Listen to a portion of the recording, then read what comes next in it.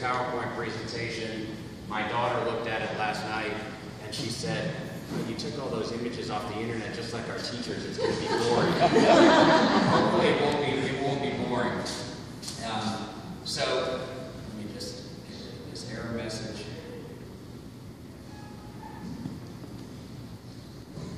Okay, so who am I and what am I doing?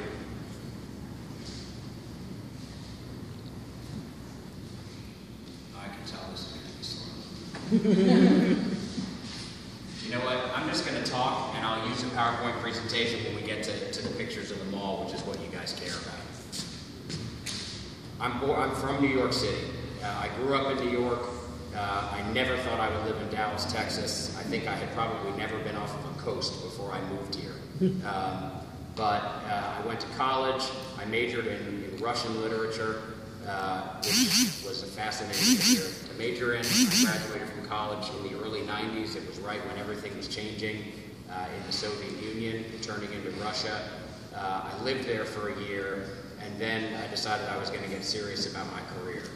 I started working at an investment bank, and within a couple of years figured out that wasn't what I wanted to do, and I got a job opportunity to come work for a firm, an investment firm in Dallas called Hicks Muse. I worked for Tom Hicks. You probably remember from the Rangers and the Stars, but don't blame me. And I thought I would be down here for a year or so. But as things work out, I went to Mi Casino one night. I met a girl. We've now been married for 18 years. We have 3 kids. And she told me I was going to live in Dallas. I liked my job, and so here I am. So I've lived here for 20 years now. And for about the first 10 or 12 years that I was here, I really was kind of head down, and I was working on 2 things, my career and my family. And I really didn't explore the city at all. Around 2009, I did the Leadership Dallas class. And I decided, okay, this is where I'm going to live. I better learn about this community. I want to figure out how to give back. I'd been very, very fortunate in my career. I'd done better than I ever thought I would do. And I really wanted to get involved in something, but I didn't know anything about Dallas because I really had only been at my office, my house, and my kids' school for the preceding 10 or 12 years. And I did the Leadership Dallas class, and it really was very eye-opening, and I discovered that there's this place called Southern Dallas. I knew nothing about this city. And I decided that I really wanted to focus on education. And don't worry, all of this becomes relevant to the mall. I focused on education. I really wanted to get involved in helping to solve our education crisis in the city. And I decided that the way for me that was going to be most effective to do that was to get involved with an organization called KIT, which you may have heard of as a very high-performing charter school group. It's a national group, and it has local franchise markets. Houston, for instance, has over 20 KIT schools. They educate over 10,000 kids. KIT in Dallas at the time had 1 school. We had about 300 students. And what I saw was a model that proved that even in the most underserved communities where other schools were not succeeding, KIT really had a philosophy and an execution that worked extremely well, and their record of success and their students' record of success was really excellent. And I wanted to see whether I could help KIT grow. So I joined the board, we started to develop a growth strategy, and we decided to focus on Southern Dallas. There were other charter schools that were focusing on other parts of the city, but I looked at Dallas, the group of us looked at Dallas and said, what's the part of the city that's the most underserved, it's the most historically, kind of chronically neglected part of the city, but has great potential, where kids really, if given the opportunity, can really thrive, and that's the southern part of the city. So we had 1 school in the Lancaster Keys Shopping Center, and since that time we've opened 3 more schools. So we have a campus in the Lancaster Keys corridor, and we have a campus that's pre-K through 8 on Camp Wisdom, actually in District 3, right across the street from the mall. We are opening our 5th campus in Pleasant Grove next year. in the process of being very, very involved in KIP, which is an organization that I'm very proud to be involved in because it really provides great opportunities to kids that might not have otherwise have had that opportunity, I really came to know and care about and I think understand Southern Dallas. I was officing for a year at the Lancaster Key Shopping Center. I was driving there every day, and I just kept looking around saying, there are so many great people in this community, there's so many great families, there's people with plenty of disposable income. Why is it that there's nothing here but payday lending and check cashing? Right. And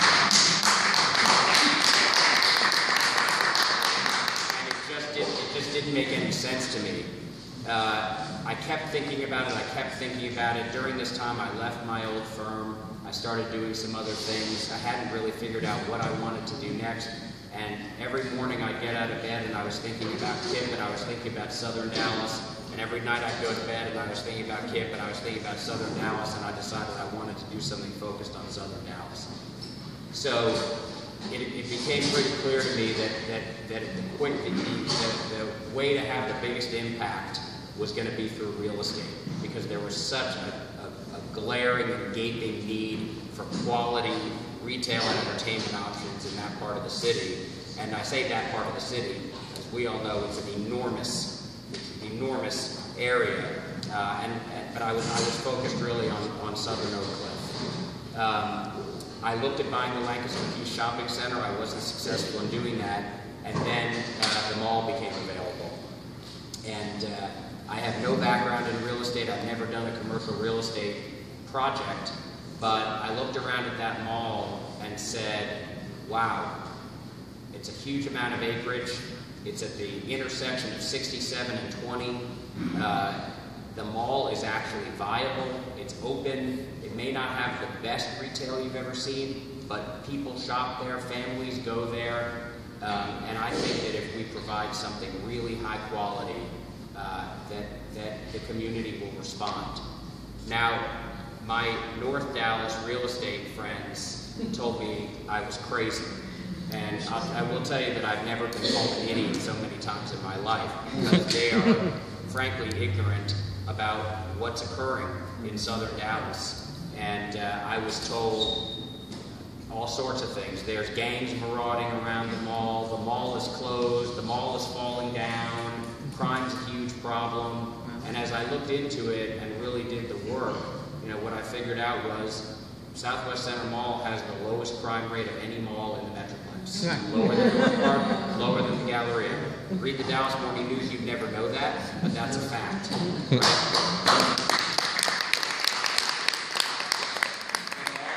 mall, while it has not been updated in a long time, it's hardly falling down. It's in decent condition, it's clean, it's bright, it works. There's stores there, people shop there. So I began to tick off all of these false concerns that people had based really on ignorance and set them to the side. Then I started to focus on the concerns that people had that I discovered that are real. One of them is that there's really not very good ingress and egress to the mall. There's no exit on I-20, right? Another one is, hey, in the process of the mall really being ignored for so long, there's other retail options that have sprung up. There's a Walmart, there's a Target, there's the Cedar Hill developments. So the question is, was there still a place for quality retail in that part of the city? And the last one was, and this was probably the realest issue, the mall itself isn't owned by one person. One group owns the mall, one group owns Macy's, one group owns Sears, Burlington Coat Factory, the old Dillard's and the old JCPenney. There are 6 owners of that parcel, and that doesn't even count the entire ring road around. Everything that faces Camp Wisdom and Westmoreland are each owned by separate owners. And so the advice I got was, don't buy the mall. That was the only thing that was for sale, because you can't do anything with it. It's very hard to get 6 different people to agree on what to do. So I went to work on that, and what I was ultimately able to do was also acquire the Dillard's, and I have the J.C. Penney under option. And that seemed like it was enough to really make a difference. It's 52 acres, and everything else that's on that parcel that I wasn't able to buy is an open and operating business. Macy's, Sears, and Burlington. Now, they've got their own problems. One of the things I've heard in community meetings over and over is Macy's has thrown in the towel. There's no merchandise there. They closed down half of the second floor. The AC only works sporadically, on and on and on. And we're going to have to do some work with Macy's to make sure that we don't end up on the closed list and that they really do recommit. I will tell you that we've had some very productive meetings with them so far. They want to stay. They just haven't had any partnership with the mall owner for the last 20 years to give them any reason to actually want to stay. But it's not too late. I'm meeting with Sears, with the owner of the Sears building on Friday. So all those conversations are going on. So now this is where I'm going to try to get to the pictures. Bear with me for 1 sec. There's my family. Here's my slide about Kip. This is, I skipped over this part. I guess I talked about it a little bit. What I see in this community is families. I see a huge amount of potential, and I see a really, really tight-knit community that really wants to support this mall. People care about this mall because it was a point of pride in the community that has really declined. But people remember when it was a real source of pride, and they want it to be back that way. So these are the false impediments. These are the manageable impediments. All right, here are the investment areas. We talked about it's at the heart of the community. There's a lot of churches nearby. There's a lot of people that come out of church on Sundays and several other days of the week, and they want to eat, they want to shop, and they got to go to North Park to do it. Or Papados. I've heard Papados is very, very popular. There's a lot of money in this area. This is not a poor area of town, and particularly in the southern suburbs, there are a lot of well-to-do people that are looking for a place to spend their hard-earned dollars, and they don't want to drive 45 minutes to do it. It's at a great intersection, and Grow South. I want to shout out the Grow South Councilmember Thomas and all of his colleagues. They have been fantastic partners to me. From the first day that I started looking at the mall, talking to Hannah Perot in the Economic Development Office, the mayor's been supportive, the city council members, Eric Wilson's been supportive of Renee Hammond. It's been terrific. It's important to the city, and they're trying to really make it as easy as possible to get something done, and it's a huge benefit. So here's what I've heard so far in meetings. No movie theaters. Not a movie theater in southern Dallas, in the entire southern part of the city. There's one going in just south of downtown, but that leaves lots and lots of square miles with no movie theaters. Quality dining. Other than Papados, I've had a hard time having anyone tell me what's a great place to go take your wife, to go with a boyfriend or girlfriend, to go with a group of friends, to have a business meeting, to close a deal in southern Dallas. Very, very, very, very limited fine dining options. Quality retail. People want brand names. People want the same quality they're going to get at the Galleria, the same quality they're going to get at North Park. Open spaces, green spaces. This is 90 acres of concrete. It needs to be broken up. It needs to be densified. It needs to be urbanized. And part of a vibrant urban community these days is green space. And finally, housing. Lots of people want to live in the South. There's a lot of millennials that don't have kids yet, and there's a lot of empty nesters whose kids have left, and they want to live in this community. They want to live in a quality environment, but they don't feel like mowing the lawn anymore. And there's really no really high-quality multifamily, I'm thinking sort of like a West Village type community for people to live, work, and play. So this is, I'm going to show you 3 illustrated renderings that I've been working on with the architecture firm. I've hired an architecture firm, it's called OmniPlan. They are the architecture firm that did the North Park expansion. They've worked on the Galleria. They've worked on Highland Park Village. They've worked on some of the finest shopping experiences in Dallas, and that's what this mall and this this development deserves, is the highest quality. If you leave here with one word in your head, I want you to leave here with the word quality. It doesn't mean that it's going to be littered with Cartiers and Tiffany's. I'm aware that this is a community that has money, but it's not the wealthiest 1% in the world. But it's got to be high quality. It's got to be beautiful. It's got to be clean. It's got to have great merchandise. It's got to have fine quality dining options. So this is hard to see because it's shaky. But what this is the main atrium in the middle of the mall, if you're familiar with it. And this is just some ideas about what we want to do. We want to get rid of the Southwest theme, right? We're not in Santa Fe. There's no cactuses. There's no adobe. Right? We want to get rid of that. We want to open up the second floor so that you can actually see what's up there from the ground floor. So that means replacing a lot of that wood and plaster with glass. We want to populate that center court with activity, with either some food or gather up some of the kiosks and create an electronics center. And this isn't going to happen overnight. This is a vision of what's going to happen over the next few years. There's a lot of things that have to happen before that, but ultimately, we're looking for it to be light and bright and visible and open and clean lines, modern, just something where you feel really, really good. So that's an idea of the vision we're going for on the inside. This is a vision of what the outside would look like. So to orient you, this is the JCPenney site. And this is where we're thinking about having, really nice housing and maybe some retail and restaurants on the bottom. This is where the Dillard's is today. And in this rendering, and believe me when I tell you, this is just an idea. In this idea, we would knock down the Dillard's building and create a really nice park over here that's surrounded by restaurants, kind of a restaurant district. Think of it as a cross between blanking on the name, the Woodall Rogers Park, and Trinity Groves. So a cluster of really nice restaurants around the park.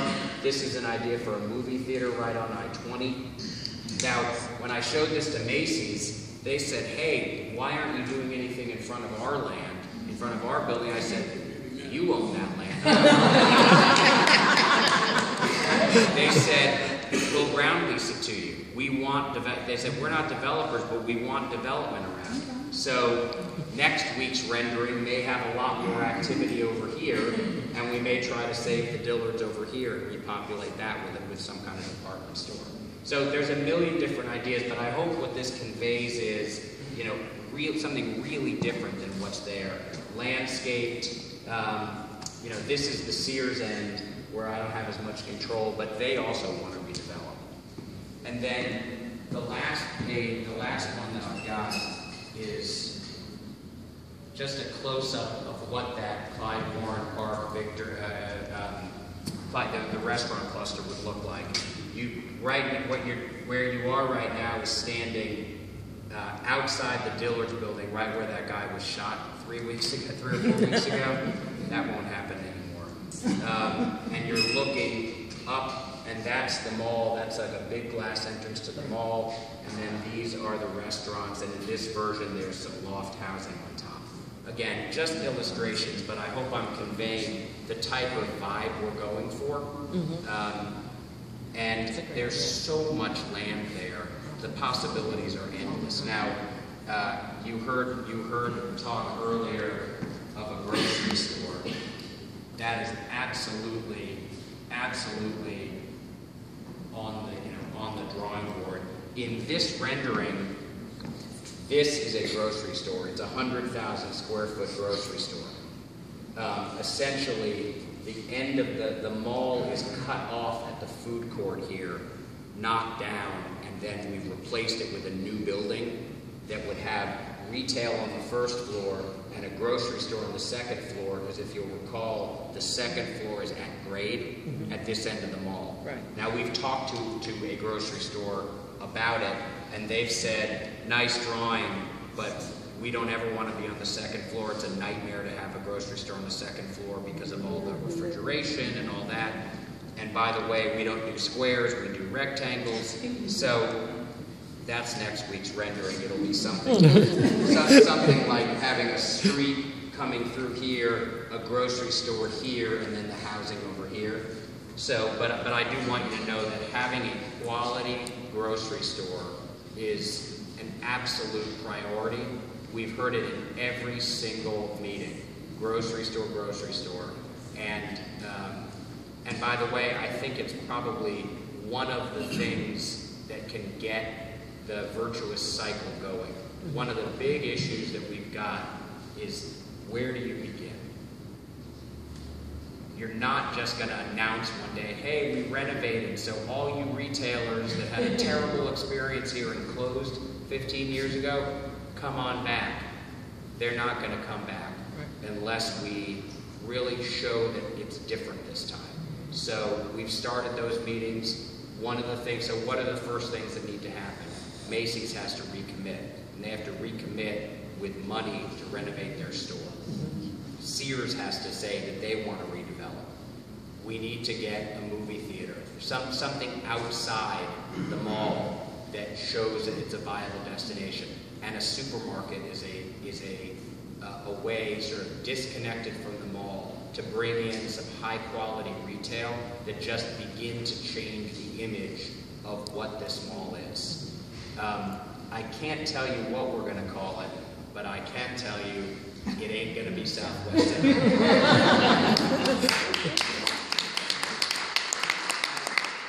stuck in traffic the other day, and I opened up my Waze traffic app and asked it how I could get to the mall more quickly than sitting in the parking lot that I was sitting on 67.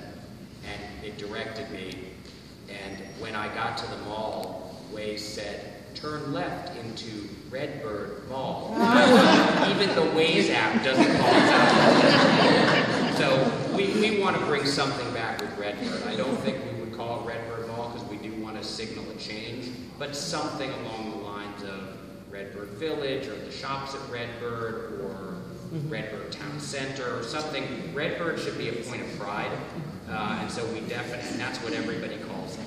So that's really the presentation. Timing, you know, we are working very, very hard on coming up with conceptual designs that are really very well vetted.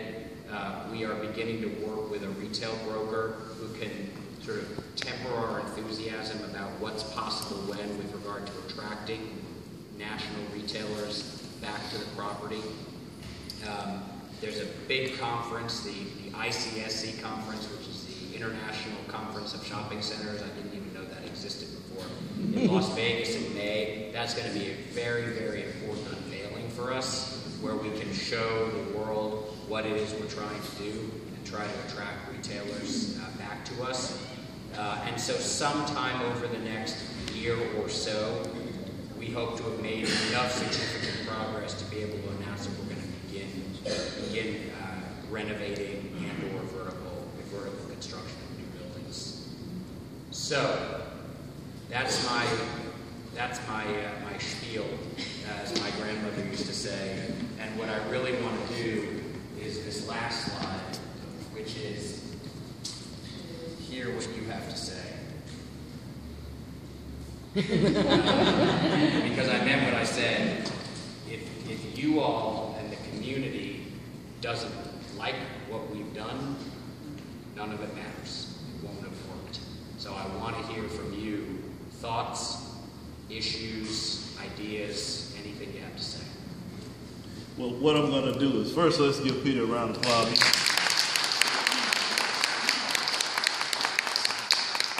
we do that, one thing I can say about Peter is he's not looking to flip. Y'all know what I mean? Yes. He's looking to make an investment. He lives here. He's looking to make an investment here.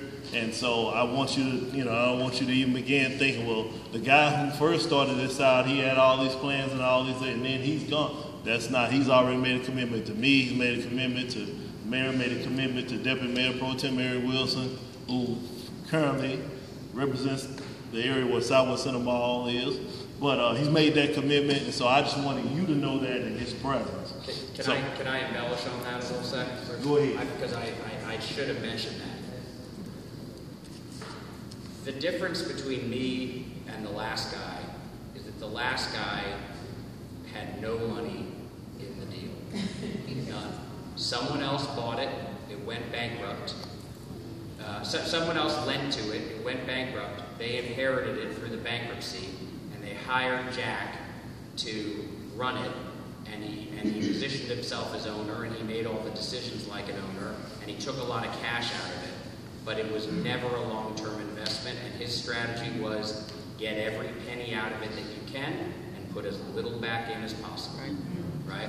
And I don't fault him. It's a perfectly viable investment strategy. And by the way, he did populate the mall. I mean, over the course of the 5 years he owned it, it went from unprofitable to profitable, and it made it possible for it to get to the next stage.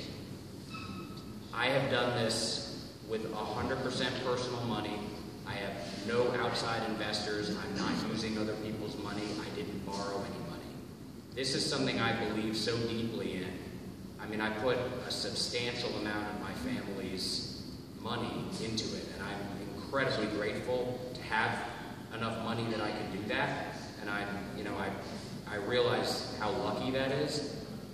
But I hope you take away that I'm dead serious about this. And this is a long-term goal for me. I have a 20, 25-year horizon on this. I don't expect this to turn around overnight. I would like it not to take 25 years. But I would like to still have it in 25 years because I think it's an incredibly valuable piece of property. Right. And the way I'm going to make money on it is by believing in this community before other people did, right, and buying it and turning that into a reality. Right. And when the whole area is thriving, that'll be the return. Right. Sorry. No problem.